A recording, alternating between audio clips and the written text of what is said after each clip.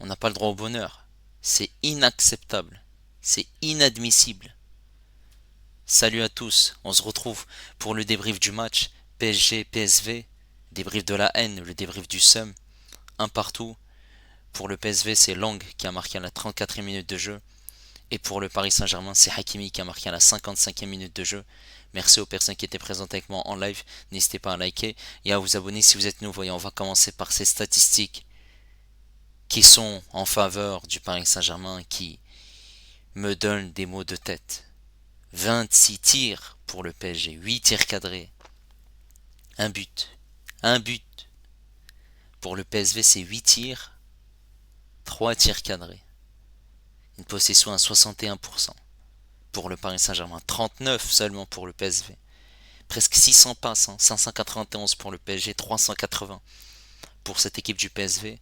Précision de passe à 87% pour le PSG, 81 pour le PSV. Beaucoup de fautes dans ce match, ou 12 pour le PSV, 11 pour le Paris Saint-Germain.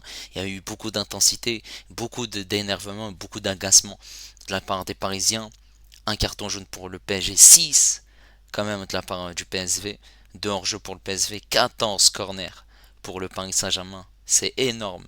Et 3 pour le PSV. Et là, on est parti en image pour les deux buts du match. Cette équipe du Paris Saint-Germain évolue en 4-3-3 avec Donnarumma, Hakimi, Marquinhos, Pacho, Nuno Mendes. Au milieu de terrain, Vitinha n'était pas titulaire, c'était João Neves, Fabien Ruiz et Zaïre Emery. Et en attaque, on avait Barcola à gauche, Dembélé à droite et Lee en faux numéro 9. Pour cette équipe du PSV, c'était un 4-3-3. Benitez, Moreau, Flamingo, Boscagli, Dams à gauche. Au milieu de terrain, on avait Tillman, Till et le Marocain Ismail Saibari. Et en attaque, on avait le capitaine Luc de Jong en numéro 9, accompagné de Lang à gauche et Bakayoko à droite. Cette équipe du PSV va réussir à marquer. João Neves qui va faire cette passe pour Dembélé. Dembélé qui est pressé. Dembélé va perdre le ballon. Cette équipe du PSV va partir rapidement vers l'avant. Lang qui va temporiser. Il va faire un crochet. Marquinhos qui est légèrement en retard sur lui. Il frappe, il marque, il surprend Donnarumma et ça fait 1-0. Et sachant que cette équipe du PSV n'était pas dangereux, et en une occasion, ils ont réussi à marquer. La célébration de Lang, autour de lui, les joueurs du PSV le félicitent. Il fallait attendre la deuxième mi-temps, et sur cette frappe en dehors de la surface de réparation de la part de Hakimi, il a pris de l'élan. Il n'y a personne qui le marque. Et il frappe, il marque, il permet au Paris Saint-Germain de revenir à un partout dans ce match. Ensuite, on a ce fait de match. Ce fait de match à la 94e minute de jeu pratiquement. On voit clairement ici, un arrêt sur image, qu'il y a un penalty. Sauf qu'il n'y a pas penalty. Sur cette image-là, il y a penalty, clairement. Mais sur celle-là, il n'y a pas penalty. Vous savez pourquoi? Tout simplement puisque Asensio accentue sa chute. Et en plus de ça, le défenseur touche le ballon avant de toucher le pied et il n'y a pas un gros contact. En plus de ça, l'arbitre est parti le voir à la VAR et il a vu clairement qu'il n'y avait pas penalty. On pouvait au début se dire qu'il y a penalty clairement de loin, sauf que après analyse et si on fait pas un arrêt sur image et on voit clairement, et ben ce n'est pas un penalty. Donc le Paris Saint-Germain est au ralenti tout simplement. Maintenant par rapport à cette physionomie de match. Alors à la première mi-temps, et ben cette équipe du Paris Saint-Germain voilà, a essayé voilà, de se créer des occasions, ils l'ont fait, des frappes de loin, que ça soit Barcola qui frappe à côté, on a Dembélé qui a tiré au-dessus, mais on va y venir, cas par cas, on a eu plusieurs situations. Après, comme je l'ai dit, voilà, cette équipe du PSV arrive à marquer grâce à Lang. Voilà, il y a eu un discours de la part de Luis Enrique qui a fait changer cette équipe du Paris Saint-Germain en deuxième mi-temps. Et en deuxième mi-temps, voilà, cette équipe a réussi à multiplier les occasions, à se créer davantage de situations concrètes. Et voilà, il y a eu de multiples occasions. beaucoup de situations. On voyait cette équipe du PSV qui, voilà, n'arrivait plus à se créer des occasions et c'était surtout en contre où ils arrivaient à se créer des situations pour essayer de marquer. Et on l'a vu clairement. On a vu clairement que jouer avec un faux numéro 9, ça n'a pas été la solution. On a vu que cette équipe du Paris Saint-Germain n'était pas au top en première mi-temps. On a vu qu'on avait beaucoup de situations et qu'on loupait énormément. Certes, on a été l'équipe qui a posé énormément de difficultés à cette équipe du PSV. Elle mérite pas du tout de gagner le match, et encore moins ce match nul. Mais on n'a pas été réaliste. Comment t'as des occasions et tu les mets pas au fond? Marquinhos qui met une tête. Barcola en première mi-temps. T'as énormément de ratés. T'as 26 tirs, il y en a 8 seulement qui sont cadrés. 8, 8 seulement. Vous vous rendez compte? 8. C'est énorme. Le fait d'avoir autant d'occasions et avoir peu de tirs cadrés. C'est incroyable ça quand même. C'est incroyable. C'est le PSV en face.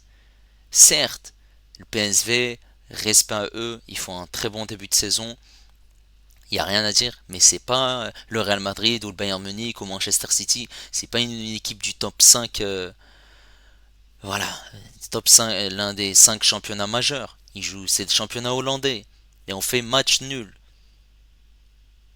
Et ceux qui vont se réfugier derrière ce potentiel penalty, il n'y a pas. Il n'y a pas de penalty. C'est ça que vous devez comprendre. Tu as 26 tirs et tu dois attendre à la fin un penalty pour pouvoir marquer ce deuxième but. Ah non. C'est pas attendre à la fin que tu vas commencer à marquer ce but. T'as beau jouer 96 minutes, on aurait pu même jouer pendant 3 heures, on aurait fait match nul, hein.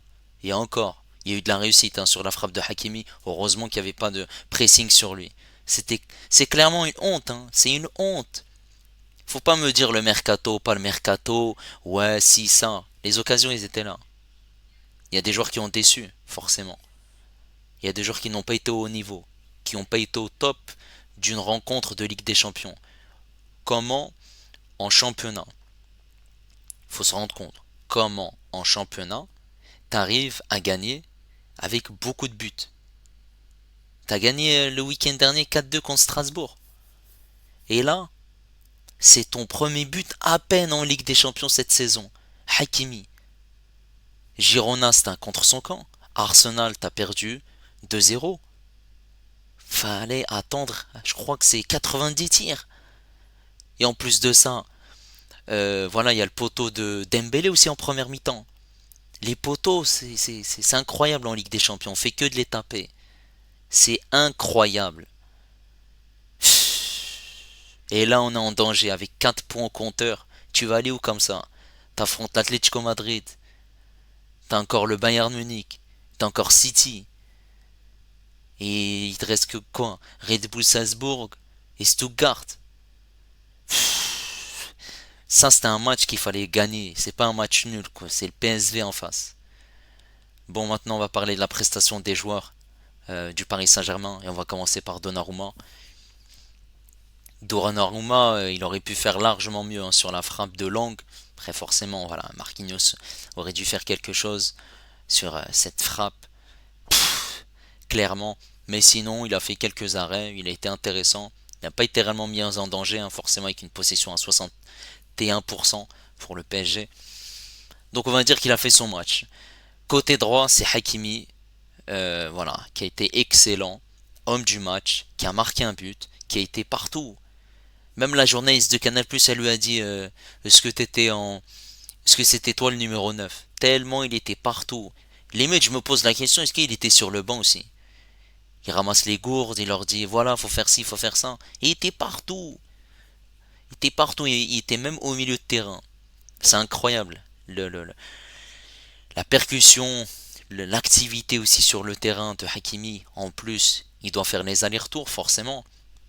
On a des ailiers virevoltants du côté du PSV avec Lang, on a Bakayoko. Donc forcément, voilà, même Mendes aussi devait faire les allers-retours. Mais Hakimi, il a été intéressant, il a été pertinent, il a pu combiner avec Dembélé, il a pu se créer aussi des occasions, notamment ce but. Voilà, il y a eu beaucoup de situations, beaucoup de déchets, beaucoup de centres. Après, forcément, voilà, il y a eu un manque de réussite, beaucoup de centres dans cette surface de réparation, mais personne pour couper la trajectoire de ce ballon. C'est incroyable ça, c'est pas possible. C'est pas possible ça. Comment Voilà, il a fait son match, Hakimi. Cette charnière centrale, Marquinhos, Pacho. Marquinhos, qui a fait un match correct, qui a été bon. Offensivement, il a réussi à se créer une occasion, il aurait pu marquer en fin de match. Il y a aussi cette occasion où le PSG, voilà, il y a un partout. Moi, je pensais que ça allait être un but, hein. Le joueur du PSV est en face à face, au lieu d'ouvrir son pied de marquer. Mais il fait la passe. Et Marquinhos qui, voilà, était en retard, mais qui rattrape son adversaire. Au moment où il fait la passe, il récupère le ballon et il a bien fait. Et voilà, il y a eu certaines choses où c'était un peu compliqué au niveau de la percussion de la part du PSV. Et il était un peu en difficulté, mais sinon, globalement, c'était plutôt pertinent. À ses côtés, on avait un Pacho. Pacho, c'est correct, c'est entre moyen et correct. Correct parce qu'il était intéressant dans les duels, dans l'agressivité, mais on le voyait un petit peu paniqué. Lorsqu'il avait le ballon, il savait pas quoi faire et dégager en touche. Beaucoup de précipitation. Il y avait des moments où il était fébrile. Défensivement, il avait du mal. C'était compliqué pour lui. Voilà, la prestation de Pacho, entre moyen et correct. À gauche, on avait un Mendes. C'est l'activité de Mendes. Comme Hakimi, mais un peu moins. Il a réussi à se créer moins d'occasions concrètes. C'était beaucoup de centres, beaucoup de passes en retrait. Il essayait de combiner, essayait de trouver des solutions. Il dédoublait. Et défensivement aussi. Beaucoup d'allers-retours, beaucoup de percussions. Il a été, je trouve, plutôt mis en difficulté par rapport à Hakimi. Mais sinon, il a fait son match. Après, forcément, c'est un latéral qui a apporté énormément offensivement. Au milieu de terrain, on a Joao Neves, Zaire Emery et Fabien Ruiz. On va commencer par Fabien Ruiz. Fabien Ruiz, c'est le vomi, c'est un crachat. J'ai vu titulaire et Vitinha sur le banc, je me suis posé la question 3 secondes. Qu'est-ce qu'il fait ici? Avec l'Espagne, c'est Zinedine Zidane et là, c'est un joueur banal de Ligue 1. C'est Jordan Ferry qui joue à Montpellier. C'est pas possible ça. C'est pas possible. Toujours des passes en retrait. Il prend pas de risque. Il n'y a pas de percussion. Il n'y a rien. Il n'y a rien. C'est pas possible ça. Qu'est-ce que tu vas faire avec lui? Un Fabien Ruiz, un joueur à son poste, il doit avancer, il doit porter le ballon, il doit avancer devant, il doit percuter, il doit trouver des solutions, tirer en dehors de la surface de réparation. Lui, il l'a pas fait. Il l'a pas fait. Et forcément, ça a été le premier à sortir avec l'entrée de Vitinha. Match catastrophique, calamiteux. Pour moi, lui, faut le foutre sur le banc, qui joue plus. Même en réserviste. Mayoulou, il doit passer devant lui dans la hiérarchie. C'est incroyable ça quand même. C'est incroyable. À ses côtés, on a Zahir Emery. Zahir Emery, ben, très grosse activité. Voilà, il a beaucoup couru.